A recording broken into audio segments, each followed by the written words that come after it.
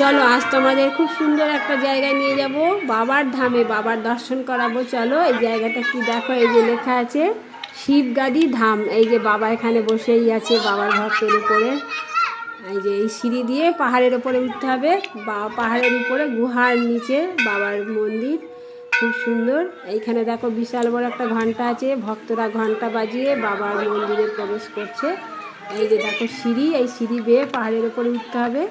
কি অপূর্ব সুন্দর সিঁড়িটা দেখো। আর আমরা যাওয়ার আগে খুব বৃষ্টি হয়ে গেছে, ভেবেছিলাম আমরা যেতেই পারবো না, কিন্তু আমাদের বাবার কৃপায় বৃষ্টিটা কমে গেছে। কিন্তু বৃষ্টির জলে সিঁড়ি ভেজা, দেখো দেখো যে সিঁড়ি পুরো ভেজা, বৃষ্টি এখন আর হচ্ছে না।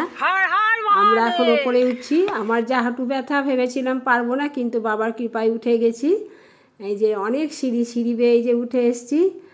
এখন দেখো বাবার একজন সন্তানের দর্শন পেয়েছি, এখনও বাবার দর্শন পাইনি, আরও উঠতে হবে।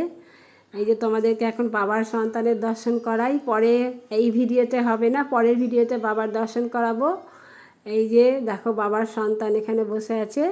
আর এই যে পিছনে কালো কালো এই যে দেখছে, এইটা হচ্ছে গুহা, এটা পাহাড়, এইটা পাহাড়ের ওপর থেকে ঝর্ণার জল পড়ছে, আর পাহাড়ের ওই গুহার নিচে বাবার মন্দির, মাথা নিচু করে যেতে হবে।